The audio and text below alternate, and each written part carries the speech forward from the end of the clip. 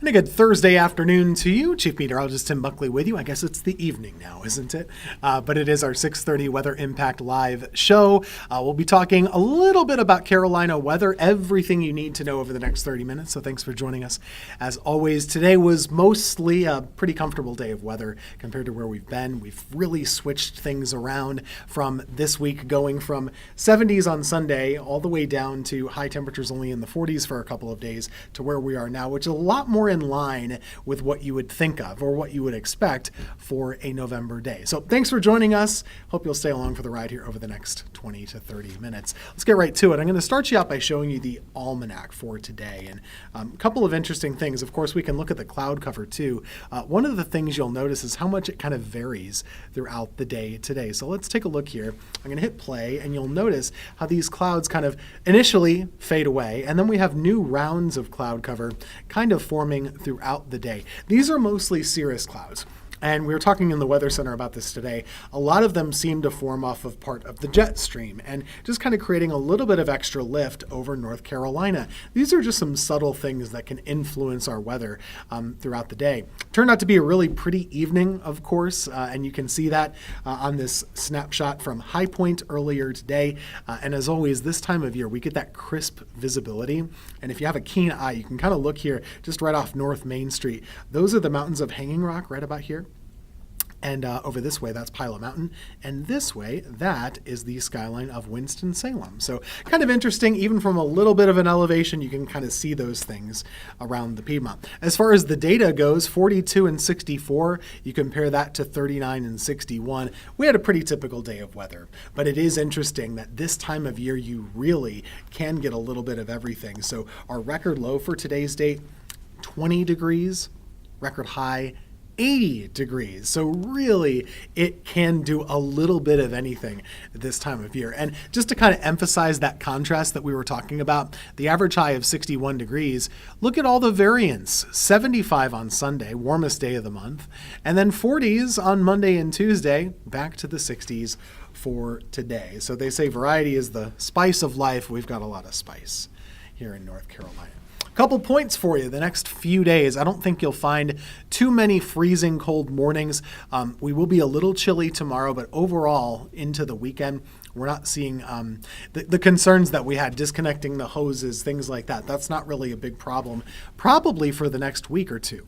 Of course, it'll come back. December's around the corner, but not for right now. Dry weather still with us. Dry weekend looks likely as well, but a bump to the 70s. Pretty shocking to maybe get two back-to-back November weekends with both days in the 70s. That's possible.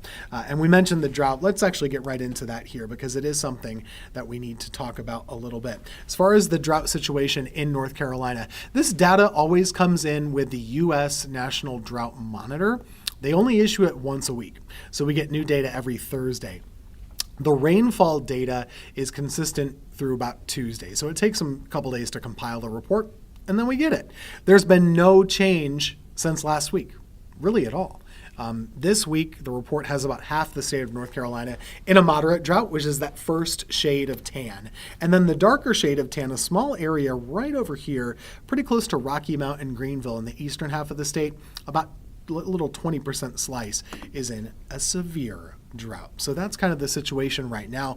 It's not unique to our part of the country either. A lot of the country has had quite a bit of drought this fall season. You can look at it on the wide view. I mean, wow, there's a lot of areas. Our neighbors in Tennessee actually seem to be doing all right. Kentucky too. They've had a little bit more rainfall. But on our side of the mountains, West Virginia and Virginia have been a little bit worse than us.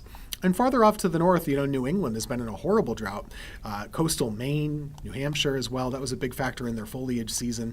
And parts of South Georgia into the panhandle of Florida, a lot of us have had dry weather. And so that's a concern. That's something that we've tried to remedy. Of course, we can't do anything about the weather. We get what we get. But it's not been very helpful.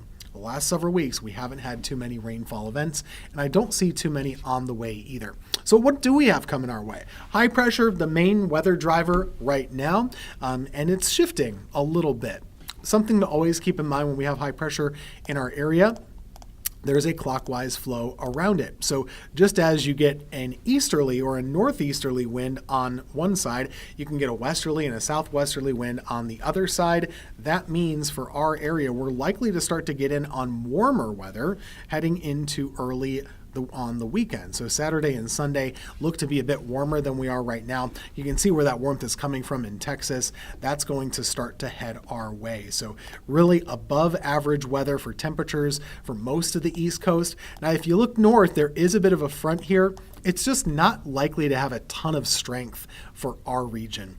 Good chance of some rain north of us, especially up in the mountains too. But for us, I don't know that it's going to amount to much of anything for Sunday just yet. We're going to monitor this and let you know if it rises to the chance of getting any rain in our area. But as of right now, it doesn't look all that likely. We'll be getting new runs of our computer model. Starts to get into close range in the next couple of hours. So we'll let you know a little bit later on the news at 11. As far as the longer range, let's look ahead toward early next week. Monday still clear but cooler. Tuesday, this is when we start to maybe see a weather pattern change.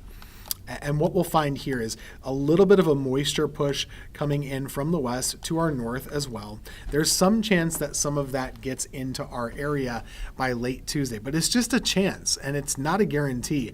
What I think might be a little more likely is that right before that rainfall gets here, we could get a little bit of cool air stuck in our area from the north. And so if you get that cool air in place, sometimes that can enhance precipitation chances. So we'll look to at least have some cloudier weather Tuesday, Wednesday, Thursday of next week, but the rainfall is really not a guarantee. So let's watch that. It does look to be a different pattern, cooler, cloudier overall, something to keep in mind.